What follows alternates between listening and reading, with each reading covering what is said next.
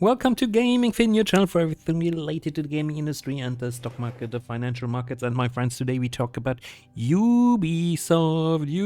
So, I already made a couple of videos, so I'm invested in Ubisoft. I'm massively down in Ubisoft, I have to admit this as well, obviously. So that means, I'm down. I'm just checking it right now. I'm down 66.83% in Ubisoft. So Ubisoft is now 0.21% of my overall portfolio. So I'm starting to think about again to buy a little bit Ubisoft. But the question is it now the right time? So is it the right time to get back in Ubisoft? So what happened actually with Ubisoft? So today, if we scroll a little bit in. So we had the top down was now 18 euros 23 or 23.5, and now actually from the 23.5 guys, so we got like already 10% up. We are now at 20 euros 43, and if you look at the 20 euros 43 over the whole time, oh la la, then you can say, I mean, it's nothing with regards where we have been before. So we have been like at the 100 euros, but you know all the story, so I already talked about this several times. So, and therefore I'm not getting into this right now. But I have to say, so we have some earnings. So we finally have some earnings, and in this video, guys, I'm going to check out those earnings with you. I think it's worth that we look at them. So it's more or less, let's put it like this: the earnings, or the provision of the earnings we had since 3 weeks or something like this. 3 weeks ago, you find a lot of those videos, so they have more or less confirmed. So some of the big AAA games have actually sold not that bad, so they have sold decently. But what is now the problem a bit more is the back catalog. But we're going to get into the details. So guys, so what do I think now? So my personal view is, and that's not financial advice, I'm a YouTuber and a retail investor, so guys, this is only entertainment information purposes only, so you know the story. So I'm not giving you financial advice. So, but what I think now, so adjust it. I think that I can move it. No, it's not working. So what I think right now is that we are maybe, so always putting the maybe, always the conditional, that we're starting to build a bottom here. So I thought this already at 27.5 euros. I thought it at 45 euros. So I agree. I always thought this. So we are creating this bottom here. So at one point, this also looked actually pretty good in March 2022. And we went back to 50 euros, but then back to 38 euros, then again back to 50 euros. So crazy times. And until we fell to 25 euros, and now we fell even more. So from the 25.7 euros back to the 20 euros, 18 euros. So, but I think so. The 16, 17, 18 euros might be the lower range of the stock. So definitely, I think guys, that we're going to have. Oh yeah, here the 5-year chart. So yeah, very nice, the 5-year chart.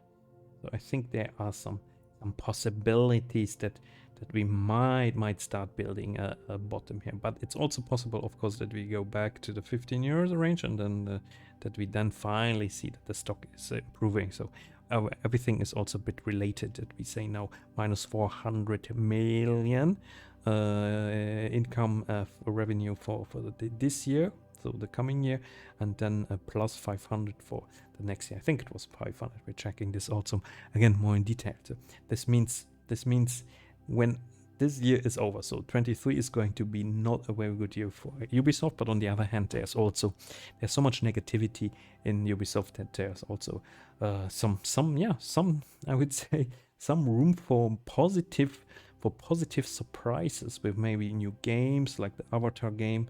So positive surprises are definitely possible. If they would just have had Hogwarts Legacy, where we would see the stock already at 35 euros. But this is Warner Brothers. I'm not talking about Warner Brothers. So overall, the chart looks terrible, but the lower we fall, the more, the better the risk reward is. I'm not saying that you buy it, of course, so you make up your own research.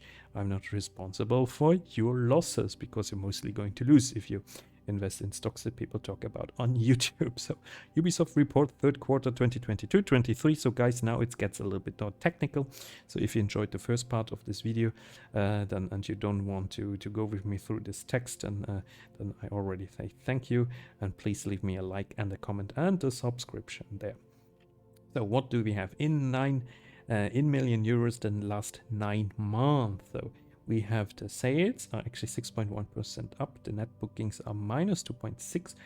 And digital net bookings are 11% up. Back catalog net bookings are 19.4% down. So this is really, really bad. So why is the back catalog booking so bad? So what's the reason? So I mean, I actually like the fact. I mean, the games. Yeah, that's I think the reason. The reason they were releasing the games now, the latest Ubisoft games on Steam, is actually that the back catalog net bookings on the Ubisoft launcher, at least on PC, are not that good. Then also on the other hand, most of the games they're selling on console. So this we also have to keep in mind. So I'm as a gamer and investor, I'm very PC centric. Very PC centric, but of course I should never forget the console. So third fiscal quarter, net bookings of 726.9 million, in line with the revised target. Tom Clancy Rainbow Six delivered more than 30% of the DAPU year-on-year progression during the quarter and double-digit PRI growth over the first 9 months. So that's Tom Clancy Rainbow Six is their absolute, absolute cash driving title. So this is the game that keeps probably Ubisoft alive. So, and then we have Assassin's Creed brand active players up 30% over the first 9 months, reaching new engagement record. So Assassin's Creed brand active players. So more people are playing again Assassin's Creed games. So 30% up over the first 9 months. So that's interesting. So what Assassin's Creed games are they actually playing? So I would really be interested for more details here. So, and now we have the 2022 and the 2023 for targets confirmed. So lineup is going to be Assassin's Creed Mirage. It's going to be Avatar Frontiers of Pandora. So I really put a lot of hopes in this title. So Avatar Frontiers, a real nice Avatar game. So a new franchise, a new brand, and this together with some good good Ubisoft gameplay. This would be pretty cool. So Tom Clancy Rainbow Six Mobile. This could also become a nice cash cow, and Tom Clancy The Division Resurgence, I think, which is also a mobile title. So, and another large game, as well as across long-lasting live games, notably with Skull Bones and the Crew Motorverse. The Crew Motorverse has potential, but Skull and Bones has been postponed again. I don't really think, guys, that this game is going to have this large potential for long-lasting live games. So I don't think this. I really don't think this. So if they are relying on Skull and Bones for having a long-lasting live game that brings in a lot of money, I don't think this is going to happen. So what they should do, they should develop something like a Call of Duty. Maybe they really should do this, like a good Call of Duty. So they could make a lot of money with this. So Paris, February the 16th, today Ubisoft released its sales figures, blah, blah, blah, blah. Yves Guillemot, our friend, co-founder and chief executive officer, said, "We are committed to boosting our efficiency and execution through a more agile organization." So meaning, what does it mean? So kicking people out? Question mark. Adapted to new market conditions with a strong focus on initiatives to enhance predictability across our productions and through our cost reduction. So I like this. As an investor, I like this. So I hope the quality of the games is not suffering under this. As we are focused on building on our strength, we are prioritizing our efforts on big brands and long-lasting live games. I don't like this. As a gamer, I don't like it. And as an investor, I don't like it. So concentrating too much on big brands, on 1, 2, 3 long-lasting games, so you never know which one is going to be the long-lasting game. So I don't like this. I don't like this. While the macro environment impacted the video game market and our Q3 results, our established franchise and live games have performed solidly in an intensely competitive environment for shooter games. Rainbow Six has performed remarkably well. Yeah, I mean, we have to accept this. This sounds good. This momentum 7 years after the game's release, so that's impressive actually, is promising as we look to launch Rainbow Six Mobile next fiscal year. The Assassin's Creed franchise reached new player engagement records over the past quarter, and we're excited to bring Assassin's Creed Mirage to players in 23 and 24. Similarly, we are looking to bring the Division to a larger global audience, so I think it's the mobile version and also next fiscal year. So nothing, he's not really saying anything new here. So the Chief Financial Officer Frédéric Duguay says, fueling our expectation for strong revenue growth, next fiscal year will see the release of a meaningful lineup, including new titles with the Assassin's Creed, Avatar, Rainbow Six and Division universe. Has the same again.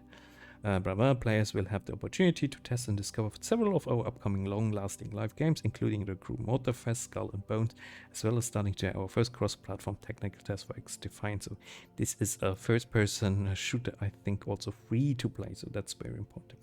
And Q3 game highlights. So here again, Tom Clancy, very strong performance in December and January following the release of Operation Solar Raid last season, year 7. It resonated very well with the community, reflecting the excellent work from our team at Ubisoft Montreal and at the Associate Studios, building on the game's positive momentum, so which had led the game PR to grow double-digit blah blah blah. So we had this already, so nothing new here. Mario and Rabbids Sparks of Hope, led by Ubisoft Paris and Milan, was awarded the best simulation strategy game at the Game Awards.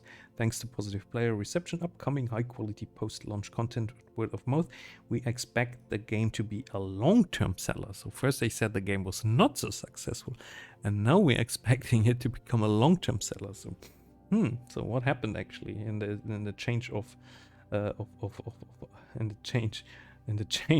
mood here? So, game pipelines highlight. So Crew Motorfest, developed by the seasoned car racing and live service team at Ubisoft. Ivory Tower was very well received by players and critics alike. I didn't play this game. Was it only on the Ubisoft launcher? Subsequent registration to the Insider program that enables players to test the game and submit feedback generated very strong demand. To date, feedback has been very positive on the gameplay and the core experience as players race through the island of blah blah blah. So more than 4 years after its release. So here, Crew Motorfest will leverage franchise. So a franchise already sold 40 million copies. Really? No, has more than 40 million unique players. The Division franchise is getting ready for a big year, 4th anniversary for Division 2, improving play experience and receive new updates, including full year of fresh new seasonal content to keep new and veteran players engaged. I liked Division 2, I still play it, but they have to do something because a lot of people have massive crashes on Steam, so not good. Tom Clancy Division Resurgent, first high-end AAA mobile looter shooter experience. So here we have it. So it's a looter shooter for mobile. As we look to bring Division to a larger global audience, we are also working on Division Heartland, a PvEVP focused free-to-play action survival shooter for console and PC. Oh, this could become fun. I would actually love to see this game. So this could be successful. So, and then XDefiant, upcoming free-to-play fast-paced arena shooter for consoles. October 22, we concluded our weekly test sessions with players and received positive feedback. So here we go, guys. Here we go. Boosting predictability throughout our brands. So what else do we have? So over past 5 years, through the 3 fan-favorite, highly successful and profitable titles, Ubisoft teams in Montreal, Quebec, as well as the associate teams from our network of worldwide studios have reliably delivered very high quality, innovative experience. This reflects maturity in terms of production tools, best practices and processes that we have built over 15 years for this brand. Over the past 18 months, we have been implementing this best-in-class production framework to our other brands' production pipelines to drive stronger predictability and quality innovation and timely execution. So we believe this will have a meaningful impact. So yeah, that's maybe interesting for other people. Reinforcing our commitment to social experience, so blah blah blah. He will be responsible. So they have a Bernd Diemer, VP of Editorial Social Experience, responsible for driving Ubisoft efforts to enhance in-game social interactions for players. So I don't know. I mean, guys, really, I don't know. I mean, social experience in game. So really, you need someone. You need to appoint some special person for this. Yeah. Okay. Commitment, diversity, and inclusion. So that's the woke element of the company. Does it really help us to leverage on this? I don't know, but of course everyone wants to have a nice company, be nice to everyone in the world. So I want this too. So combating discrimination is good, and yeah, gender identity, sexual orientation, blah blah blah. All of this is important. So, but is this bringing more money, more cash to the company? That's a good question. So, guys, I would say check it out. So, I really like this, and also here also the breakdown of net bookings by geographic region. So, we see actually North America 53%, Europe 31%, rest of the world 60%. So, the US market still the most important one, Europe second, and then the rest of the world. And then also console 36% and mobile 43%. I didn't know this. This was really a big surprise. PC only 11%. So as a PC gamer, I have to keep this in mind, to be honest. I really have to keep this in mind. And here we have the January-March release schedule. This might be interesting actually also for gamers, not only for investors. So package deals, so Anno 1800, Oddballers. Didn't know Oddballers, it's not coming on Steam, I think. For Honor, new season, Mario Rabbids gets a DLC, Riders Republic Season 6, Tom Clancy Rainbow Six Year 8, Season 1, Tom Clancy Division Season 11. I'm looking forward to play this actually. The Crew also new season, The Settlers, New Allies, new game comes out. Valiant Hearts coming home, also Netflix game. Oh yeah, Valiant Hearts as a Netflix game. So this is actually very interesting and coming out soon. Oh la la. Let's look at the chart again. It doesn't look so grim anymore, guys. Reading all of this, I have to admit, and happy actually that I also played some recent Ubisoft games now on Steam. I have to say it doesn't look so grim. So of course the numbers are not good at the moment, but the stock market is always trading the future. So maybe it's an interesting point now to get in Ubisoft, or to cost average down. So I'm not recommending this to anyone here. Of course, you make your own decisions, but that's something I'm thinking about for myself, my friends. So, but of course, I'm saying it loud and clear here. I'm not a financial advisor, guys. You can lose a lot of money, and Ubisoft can fall to 10 euros. Ubisoft can disappear. Maybe someone comes, it falls to 10 euros. Someone comes and buys the Ubisoft for 15 euros. That's all possible. It's all possible. And then if you were buying Ubisoft at 50 euros, if someone comes and buys it for 15 euros, the stocks from you, it just gets booked out of your account. And then you only get Ubisoft for the money, the shares, the price for 15 euros. So that's very important. So investing is extremely risky. So always diversify. Very important. All right, so this is my video on my new PC. I have a new PC, by the way. Talked already about this on my other channel, and therefore I took me some time to have this new setup. So if you are still here, if you have still watched this video until the end, and you are not subscribed yet, guys, seriously, I really wish you would subscribe now. So leave me a commentary and a like, and yeah. Like this, I continue with those videos in this absolutely niche market, so gaming industry videos. So thank you very much. See you next time. Bye bye.